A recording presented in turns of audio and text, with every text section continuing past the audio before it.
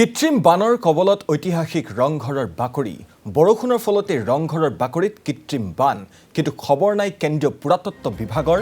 ওম কনষ্ট্ৰাকশ্যনৰ ভুলৰ বাবে ৰংঘৰত এই পৰিৱেশ ৰংঘৰৰ এই পৰিৱেশত হৰপ শিৱসাগৰৰ দল সংগঠন ৰাইজক লগত লৈ প্ৰতিবাদ কৰাৰ হুংকাৰ টাইপাৰ এয়া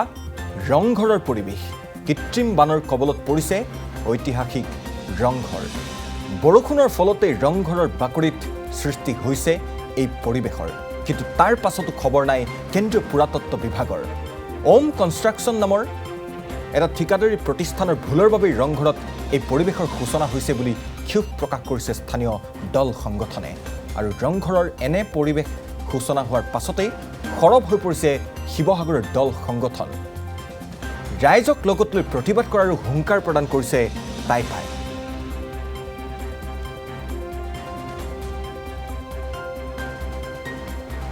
আৰু এই সন্দৰ্ভত চাওঁ আহক কৌস্তভমণি কাকতিৰ এক প্ৰতিবেদন চাওক যেটো সময়ত চৰাইদেউৰ ঐতিহাসিক মৈদামসমূহ বিশ্ব ঐতিহ্য ক্ষেত্ৰ হৈছে যেটো সময়ত শিৱসাগৰক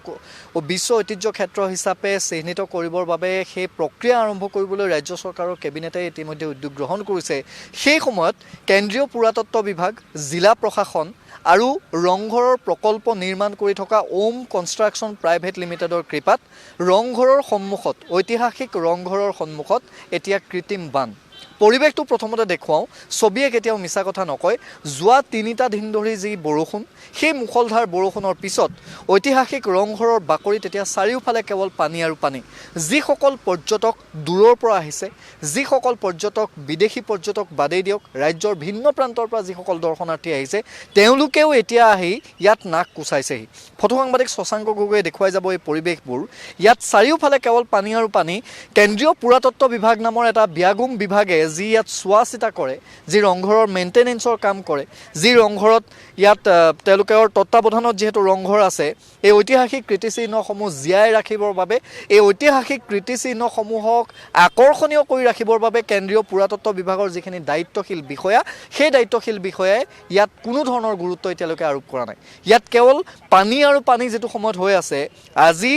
ভাগ্যে ইয়াত অকণমান ৰ'দ দিয়াৰ কাৰণে পানী শুকাইছে কিন্তু এই পানীখিনি ইয়াৰ পৰা নিষ্কাশনৰ ব্যৱস্থা আজি ৩টা দিন ধৰি যোৱা ৩টা দিন ধৰি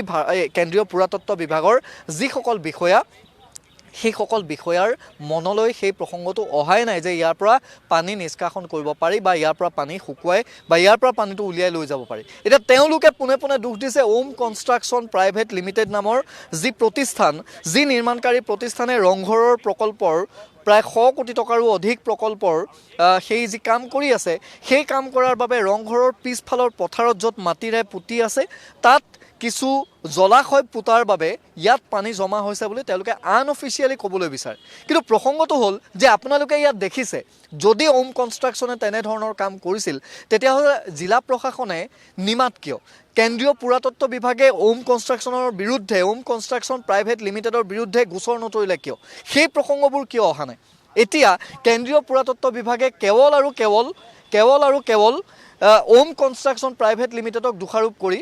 তেওঁলোকে এই গোটেই বিষয়টোৰ পৰা দায় সাৰিব বিচাৰিছে কিন্তু কথাটো হ'ল যে নিৰ্মাণকাৰী প্ৰতিষ্ঠানে যদি তেওঁলোকে ভুল কাম কৰিছে কেন্দ্ৰীয় পুৰাতত্ব বিভাগে তেওঁলোকৰ বিৰুদ্ধে গোচৰ দিয়া নাই কিয় টাইপাৰ নেতৃত্ব বহনকাৰী দিগন্ত তামুলী ডাঙৰীয়া আছে মই গোটেই প্ৰসংগটো আপুনিও ইতিমধ্যে ফেচবুকৰ জৰিয়তে এই প্ৰসংগটো দাঙি ধৰিছে আৰু শিৱসাগৰৰ বাসীৰ বাবে আমাৰ বাবেই এইটো এটা লাজ লগা কথা আজি বিশ্বনাথ চাৰিআলিৰ পৰা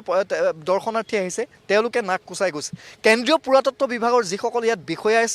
কেৱল চাকৰি কৰি থাকে যিসকল বিষয়াই কেৱল কমিশনৰ অংক কৰি থাকে সেইসকলে এই দৃশ্যবোৰ দেখিছেনে নাই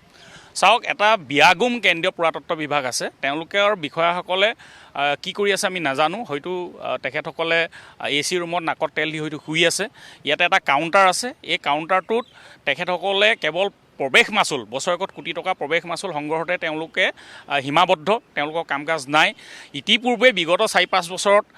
বৰষুণ দিলে আমি দেখিছোঁ এদিন এবেলা ইয়াত পানী হৈ থাকে কিন্তু এইবাৰ যিহেতু এটা ৰংঘৰত এটা সৌন্দৰ্যবৰ্ধন প্ৰকল্পৰ কাম লোৱা হৈছিল আৰু অসমৰ মাননীয় মুখ্যমন্ত্ৰীগৰাকী এটা হট প্ৰচেষ্টাত এই প্ৰক্ৰিয়াটো আৰম্ভ হৈছিল আৰু সেই সময়ত চৰকাৰে স্থানীয় ৰাইজৰ দল সংগঠনৰ পৰামৰ্শ বিচাৰিছিল আমি টাই আহোম যুৱ পৰিষদৰ ফালৰ পৰা বা ব্যক্তিগতভাৱেও আমি কিছু পৰামৰ্শ আগবঢ়াইছিলোঁ এটা পৰামৰ্শ আগবঢ়াইছিলোঁ যে যদি ৰংঘৰৰ বাকৰি ৰূপহী পথাৰত সৌন্দৰ্যবৰ্ধনৰ প্ৰকল্পৰ কাম আৰম্ভ হয়, যদি ইয়াৰ মাটিখিনি দি যদি পূৰ কৰি দিয়া হয় তেতিয়াহ'লে হয়তো ৰংঘৰৰ পানীটো ওলাই যোৱাৰ ব্যৱস্থা নাথাকিব। সেইকাৰণে প্ৰথমেই পানী নিষ্কাশনৰ যিটো সুব্যৱস্থা প্ৰথমে কৰি ল'বৰ কাৰণে আমি আহ্বান জনাইছোঁ। আৰু আমি ওম কনষ্ট্ৰাকশ্যনকো জনাইছিলোঁ, PWD ডিপাৰ্টমেণ্টকো জনাইছিলোঁ, কেন্দ্ৰীয় পুৰাতত্ব বিভাগকো জনাইছিলোঁ, জিলা প্ৰশাসনক জনাইছিলোঁ। আজি প্ৰায় 3 মাহৰ আগত আমি জিলা প্ৰশাসন আৰু আপোনাৰ PWD ডিপাৰ্টমেণ্টৰ লগত আমি বহিছিলোঁ। কৈছিলোঁ যে প্ৰথমে আপোনালোকে পানী নিষ্কাশনৰ ব্যৱস্থাটো কৰক, কিন্তু অপৰিকল্পিত যধে মধে নিৰ্মাণ কৰাৰ কাৰণে আজি এটা সুন্দৰ প্ৰচেষ্টা অথলে যাবলৈ ওলাইছে আৰু লগতে ৰংঘৰ অস্তিত্বৰ প্ৰতি ভাবুকি আহিছে। আজি 4 দিনে ধৰি পানী আপুনি দেখিছে, এআঁঠু পানী জমা হৈ আছে আৰু বাৰিষা এজাক বৰষুণতে এই অৱস্থা। যদি সম্পূৰ্ণ বাৰিষা হয় তেতিয়াহ'লে হয়তো ৰংঘৰৰ যিটো ভূমিভাগ সেইটো হয়তো পানী তল যাব আৰু ৰংঘৰ অস্তিত্বৰ প্ৰতি ভাবুকি আহিব। গতিকে অতি ধিক্কাৰযোগ্য কথা, অতি ভয়ংকৰ এটা কাণ্ড কৰিছে সকলো মিলি। গতিকে আমি আহ্বান জনাইছোঁ যে জিলা প্ৰশাসনে এটা উচিত ব্যৱস্থা গ্ৰহণ কৰক, অসম চৰকাৰে এটা উচিত ব্যৱস্থা গ্ৰহণ কৰক, অন্যথা কিন্তু শিৱসাগৰীয়া ৰাইজ ৰাজপথলৈ ওলাই আহিব লাগিব। কাৰণ শিৱসাগৰীয়া ৰাইজ বুলিয়ে নহয়, অসমৰ ৰাইজৰ স্বাভিমানৰ প্ৰতীক ৰংঘৰ। যি সময়ত ৰংঘৰকে ধৰি শিৱসাগৰৰ বিভিন্ন কীৰ্তিচিহ্নসমূহ লৈ অসম চৰকাৰে বিশ্ব ঐতিহ্য তালিকাভুক্ত কৰিবৰ কাৰণে এটা প্ৰচেষ্টা আৰম্ভ কৰিছে, সেই মুহূৰ্তত ৰংঘৰ এই দুৰৱস্থাই এই সম্ভাৱনা কিমান দূৰ আগুৱাই নিব সকলোৱে নিশ্চয় অনুমেয়। মই আপোনাক ধন্যবাদ জনাইছোঁ। আৰু এইখিনিতে মই দৰ্শকসকলক জনাওঁ যে ইয়াৰ পূৰ্বেও বাতৰি কৰিছোঁ, কেন্দ্ৰীয় পুৰাতত্ব বিভাগৰ যিকেইজন ইয়াত বিষয়া, তেওঁলোক অসমীয়াই হওক অনা অসমীয়াই হওক, তেওঁলোকৰ সমাজখনৰ প্ৰতি দায়িত্ব বুলি বা এই ঐতিহাসিক কীৰ্তিচিহ্নৰ প্ৰতি দায়িত্ব বুলি একো নাই। তেওঁলোকে নিৰ্দিষ্ট কেইজনমান ঠিকাদাৰক নিৰ্দিষ্ট অংকত ঠিকা দিব জানে আৰু বছৰ বছৰ ধৰি সেইকেইজন ঠিকাদাৰেই ফুলৰ পৰা আৰম্ভ কৰি বাউণ্ডেৰী ৱাললৈকে সকলোখিনি সেই একেকেইজনেই ঠিকাদাৰ, একেকেইজনেই কমিশ্যনৰ অংক আৰু এই যিসকল বিষয়াই ইয়াতে অজগৰৰ দৰে লুটিপুটি ইয়াত বহি কেৱল খাব জানে, তাৰ বাদ বাকী তেওঁলোকে একো কৰিব নাজানে। আৰু তাৰে পৰিণতিত পুনৰ এবাৰ দৃশ্যটো চাওক, এটা লাজ লগা দৃশ্য। কেন্দ্ৰীয় পুৰাতত্ব বিভাগৰ বিষয়াকেইজনৰ যদি লাজ আছে তেতিয়াহ'লে তেওঁলোকে অন্ততঃ লাজ পাবলগীয়া এটা দৃশ্য আমি দেখুৱাইছোঁ। এই দৃশ্যটোত বিদেশী পৰ্যটক বাদেই দিয়ক, দেশৰ বা অসমৰ যিসকল পৰ্যটক ইয়ালৈ আহে, অসমৰ যিসকল দৰ্শনাৰ্থী ইয়ালৈ আহে, তেওঁলোকে আজি নাক কোচাই যাবলগীয়া এটা অৱস্থা। ইয়াৰ পিছফালে যিখন ৰূপহী পথাৰ, সেই ৰূপহী পথাৰতে সৌন্দৰ্যবৰ্ধনৰ প্ৰকল্পৰ কাম কৰি আছে। তাত মাটি যেতিয়া বিভিন্ন প্ৰান্তৰ পৰা যেতিয়া মাটি কটা হয়, তাত যি চৰকাৰী ৰাজহ, সেই যে চৰকাৰী ৰাজহ হেৰুৱাই আছে, এই কথাবোৰো জিলা প্ৰশাসনে হিচাপ ল'বলৈ বাদ দিলে। কাৰণ সকলো ক'ৰবাত নহয় ক'ৰবাত কোনোবা মেনেজ।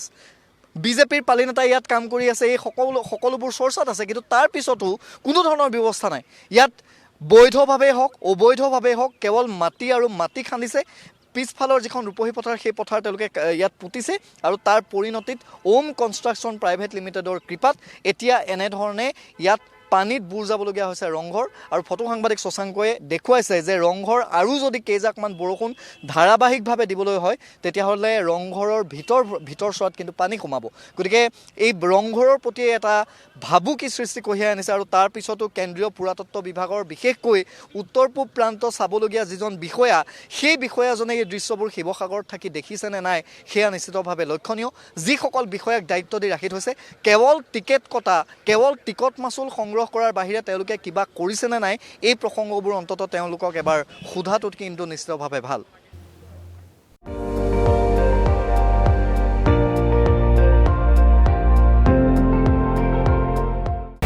আপুনি চাই আছে ND24, সৰ্বশ্ৰেষ্ঠ নহয় সৰ্বোত্তমৰ দৌৰত।